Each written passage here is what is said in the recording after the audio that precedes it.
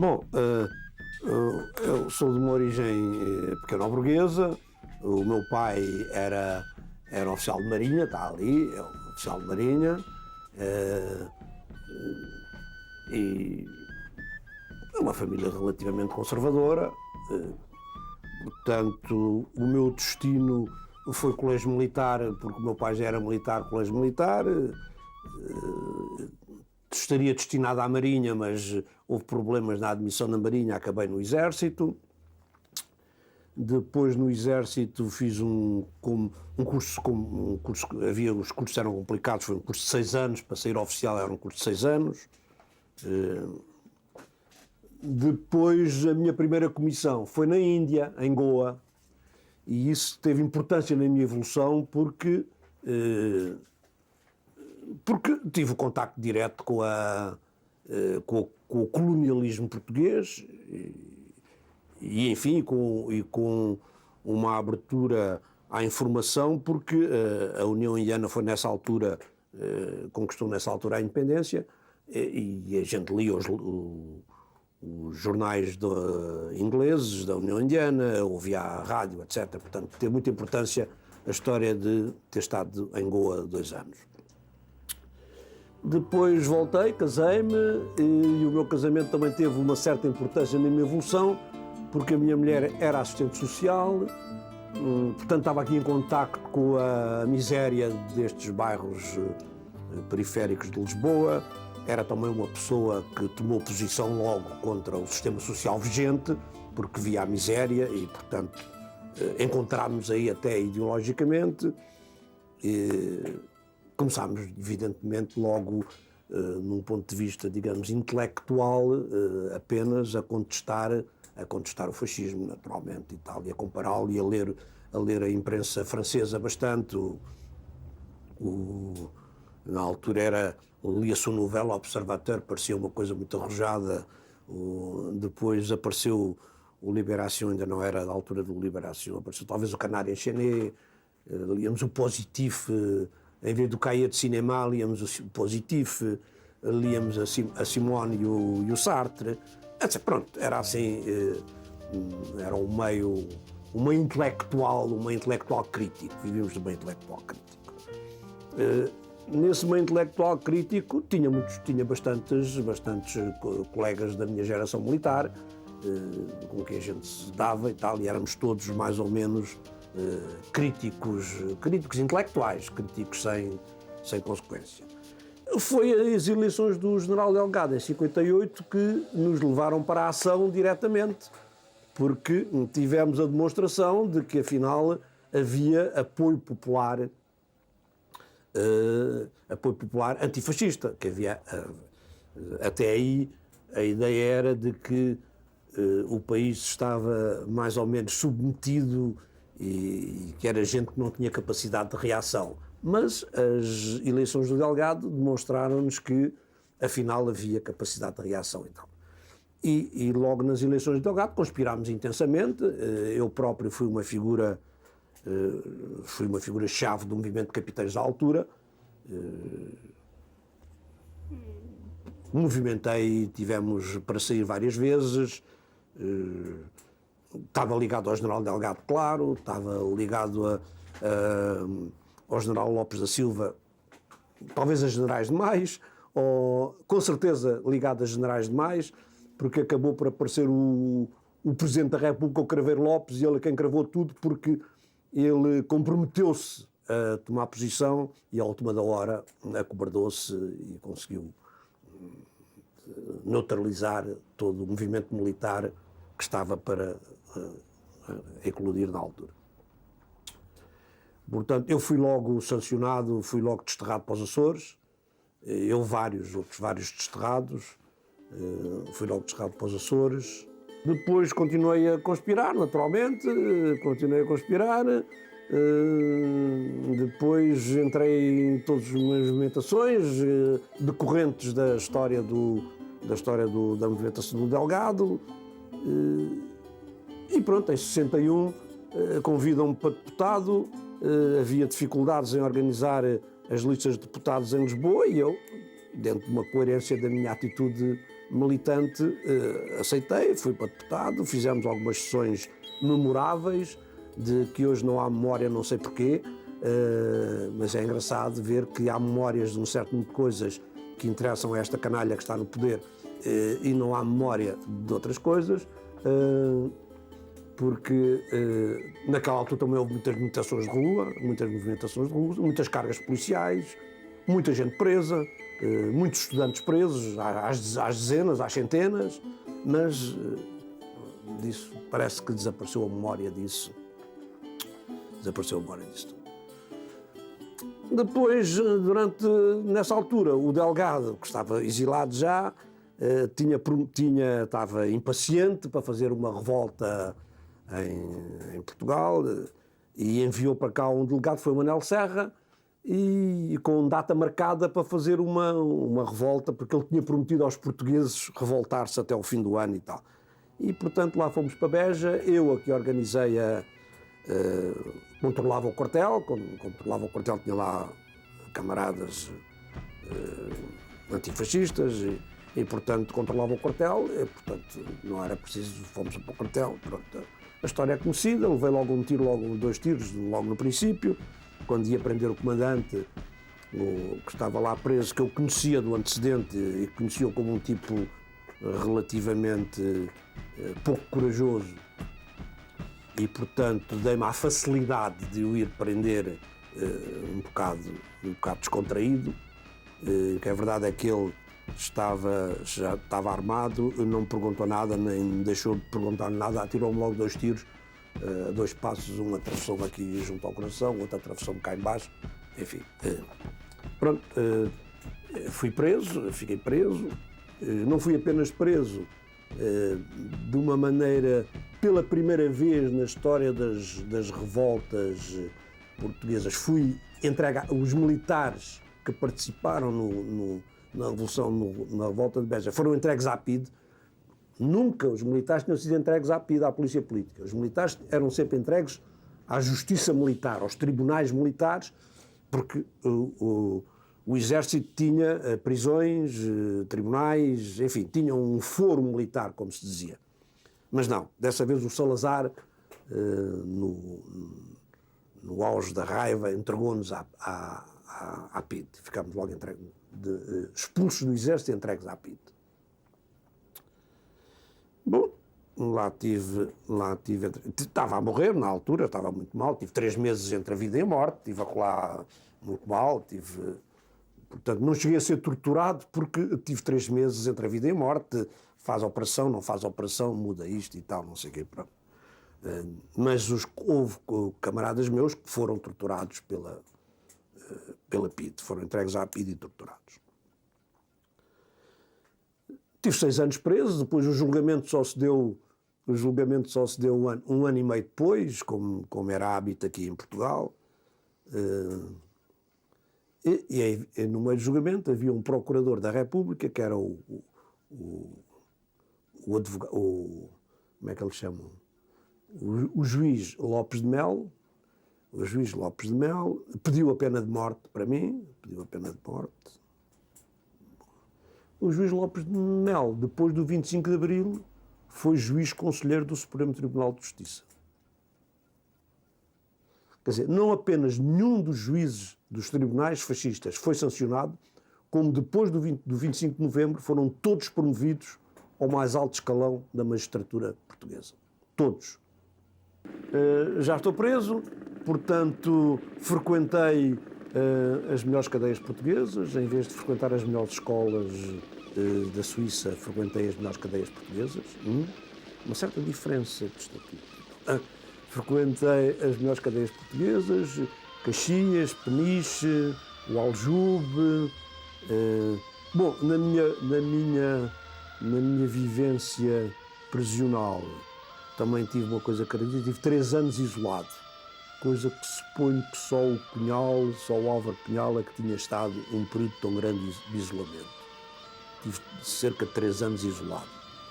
Minha mulher foi presa também, logo dias a seguir foi presa. Teve presa 1 ano e meio, teve presa até ao julgamento, foi condenada no julgamento à pena já, à prisão já sofrida. Foi condenado a ano e meio de prisão, portanto, depois do julgamento saiu da prisão. Teve presa ano e meio, depois acabei por sair em 68, ainda fui porque no fascismo a prisão preventiva não contava. De maneira que eu, toda a prisão preventiva, e levava ano e meio de prisão preventiva, não contava. Bom, mas naquela altura deu-se aqui a vinda de um Papa qualquer, do Paulo VI, e esse era um assunto que deixava muito mal colocado o governo português, e então saiu um decreto na altura em que a prisão preventiva passava a contar. E eu então vi a minha prisão diminuir de ano e meio, e em vez de sair aos 8 anos, saí aos 6 anos. Saí em 68. Saí em 68 da cadeia de Peniche. Não foi um ano mau, porque foi o ano em que o Salazar partiu os cornos, caiu da cadeira e partiu os cornos, portanto foi um bom ano. O gajo ficou com os cornos partidos, portanto foi bom, foi um ano bom. Tive também muitas dificuldades em organizar a minha vida, como é que se diz, material. Tive muitas dificuldades, é evidente. Ninguém me queria empregar, é evidente. Não é? Estava, portanto, andei para aí aos tombos. A comer, como é que se diz em português? A comer o pão que o diabo amassou. Não sei se isso tem tradução alemã, não deve ter. A comer o pão que o diabo amassou.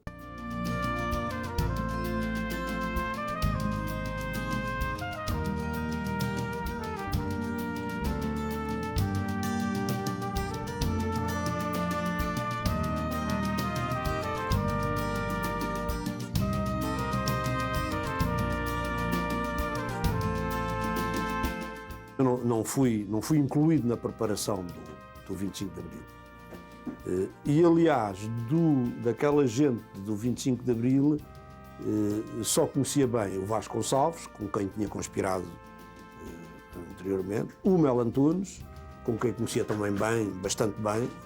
O Melo Antunes, de certa maneira, era o meu afilhado ideológico. O Melo Antunes conhecia bastante bem. O Pinheiro de Azevedo, com quem também tinha conspirado, que era um tipo assim, mas tinha conspirado. Pouco mais. Conheceu o Galvão de Melo, aquela gente e tal, mas quer dizer, bom.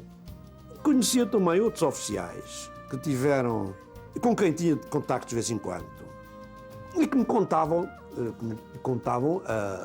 o que se passava, mas não me contaram nada da data da movimentação, dos planos da movimentação.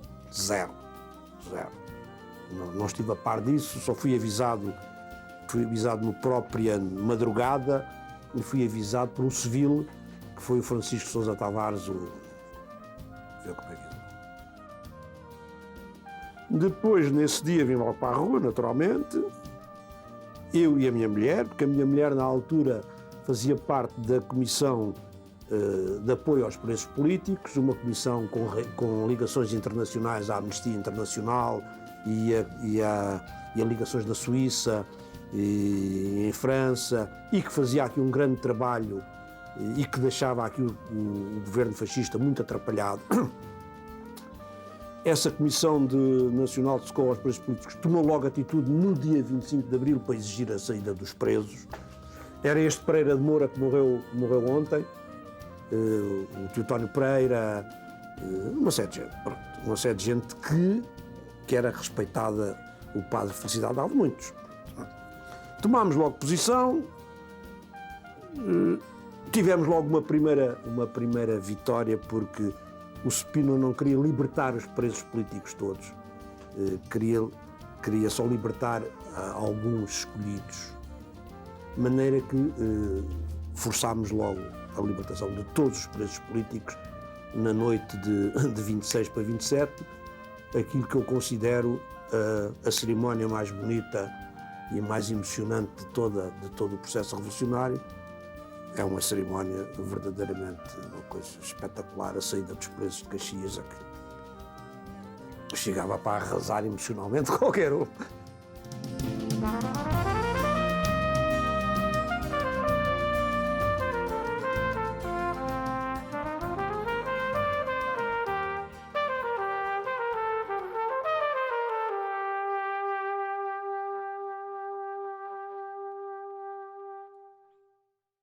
que estou desiludido, toda a gente está desiludida, claro que estou desiludido, mas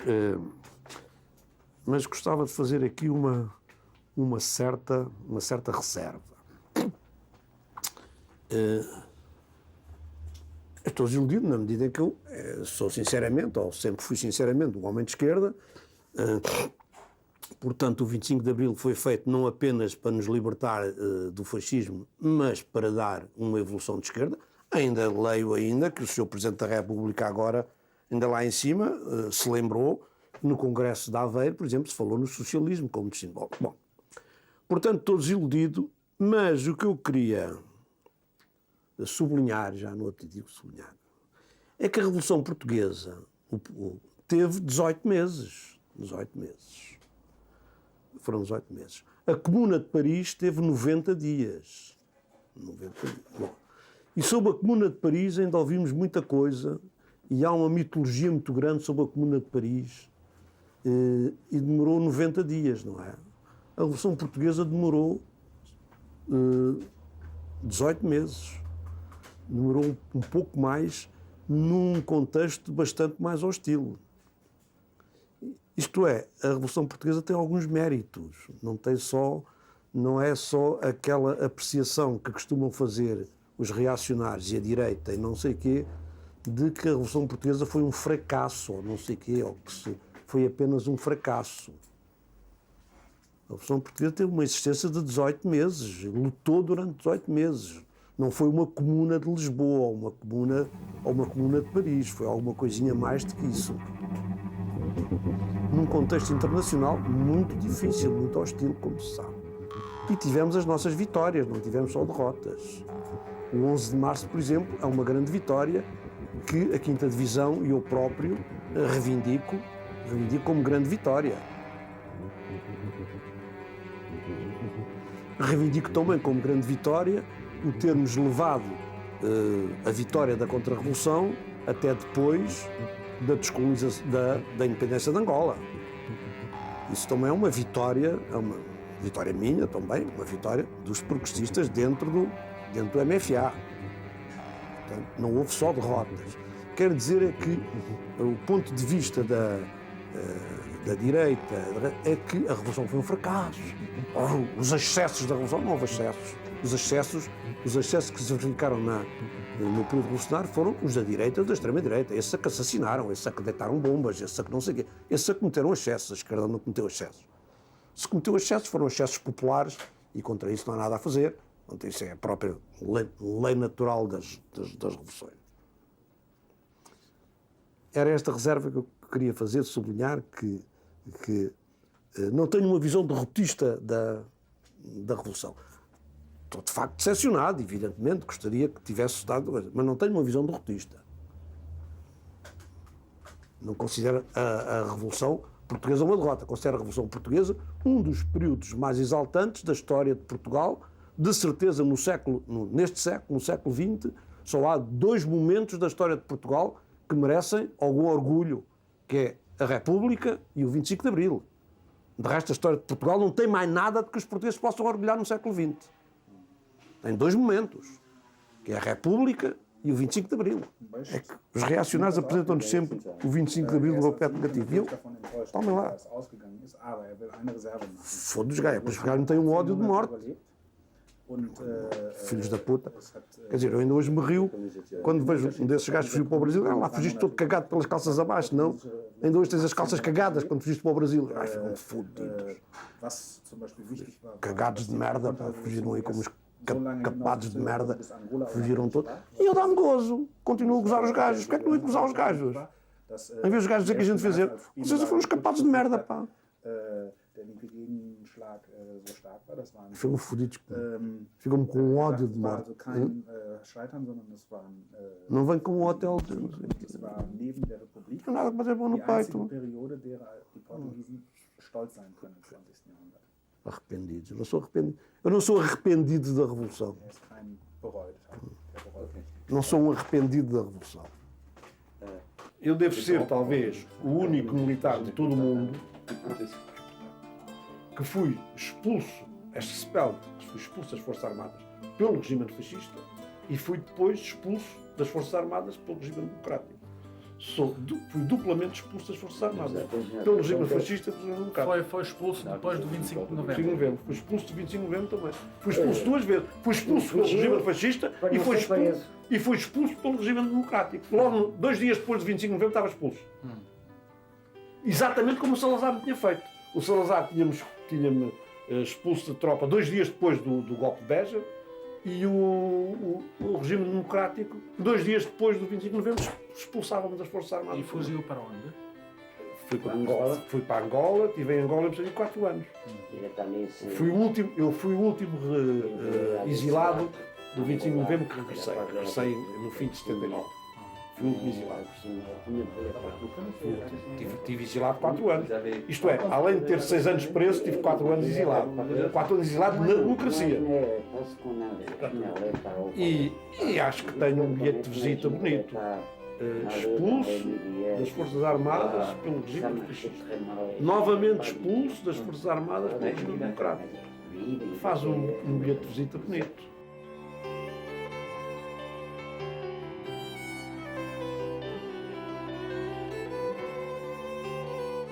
Evidentemente considero o 25 de novembro a contra-revolução, a vitória da contra-revolução.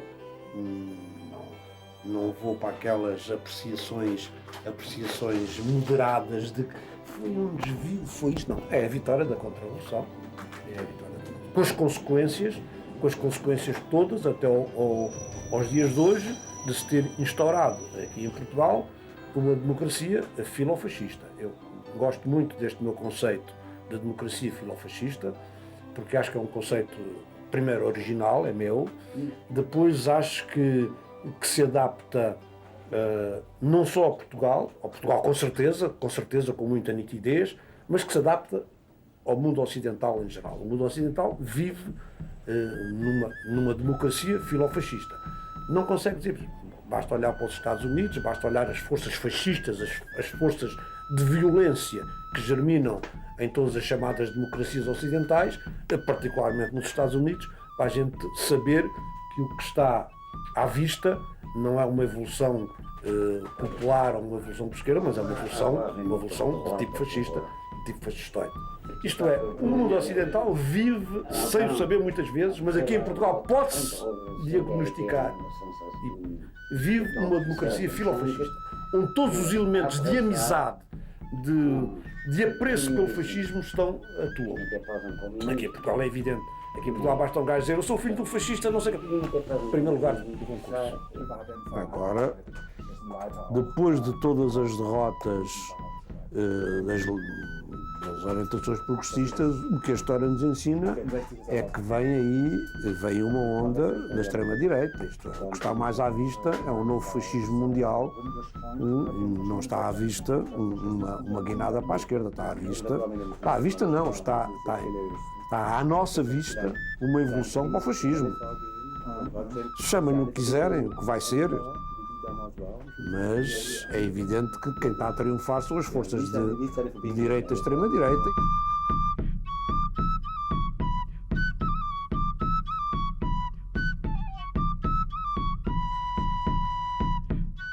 No Ministério dos Negócios Estrangeiros há uma sala que foi inaugurada no outro ministro, é a sala Franco Nogueira. Franco Nogueira foi o ministro fascista dos Negócios Estrangeiros do Salazar. Inauguraram uma sala Franco Nogueira. Não inauguraram uma sala de um republicano ou de um antifascista. Inauguraram no Palácio dos Negócios Estrangeiros a sala Franco Nogueira. O indivíduo que anda a investigar o ouro nazi, o ouro da Suíça, o ouro nazi, é um filho do Lumbral, um filho do Costa Leite. É um filho do Lumbral que foi ministro das Finanças de Salazar. É o tipo que anda a investigar os arquivos e que diz, isto é investigação para 14 anos. Diz que leva 14 anos a ver as prateleiras. E estes tipos... Mas não foram buscar um antifascista, foram buscar o filho do Lumbral. É um historiador.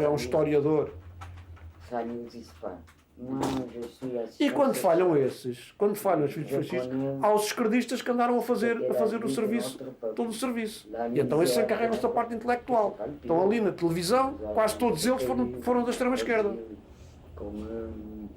Nos jornais, 75% do corpo redatorial dos jornais vem da extrema-esquerda. São cristãos novos que se converteram ao liberalismo. Encontraram o arcanjo São Miguel. Aqueles que não passaram ao serviço mesmo da CIA, diretamente, como o Durão Barroso e outros. O Durão Barroso posso lhe dizer, posso fazer o vaticínio, o Durão Barroso é o cardeal português que está em Washington à espera de vir a ser primeiro-ministro de Portugal, a ser preparado pelo Vaticano americano para ser primeiro-ministro português. Está a ser preparado em Washington, cozido em fogo brando, para vir para primeiro-ministro de Portugal. Então é Aveiro, não é? Então é Aveiro, vem aqui que o governador civil de Aveiro, o fascista, na altura do Congresso de 73, era o Val de Guimarães. O Val de Guimarães era um fascista. Então foi o mandatário presidencial do Mário Soares em 95. Quer dizer, o fascista que foi o mandatário do democrata Mário Soares. Isto também é tirado desta semana. Um juiz qualquer que colabora com a PIDE, lá é juiz conselheiro do Supremo. É um juiz que colaborou com a PIDE, mas colaborou com a PIDE em Angola. Não foi com pequena coisa, foi com o Alexandre Tati, que depois aparece, depois do 25 de Abril. O Alexandre Tati era agente da PIDE, era flecha em Angola. Depois do 25 de Abril aparece como nacionalista da FLEC em Cabinda. Era agente da PIDE. Aparece como a dirigir o movimento independentista da Cabinda depois da Revolução. E o juiz que o protegeu é agora juiz do Supremo Tribunal.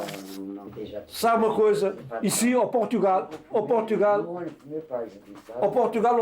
fait semblant de le fascisme n'a jamais existé. C'est un titre, d'un essai de Lourenço. Le fascisme n'a pas jamais existé. Mais aussi l'impérialisme, non, l'impérialisme. Ah, vous avez la paranoïa de la conspirative. Non, l'impérialisme. Ah, service secret américain. Non, il n'existe pas, Si, il n'existe pas. C'est vous que vous êtes. Vivemos assim neste mundo virtual,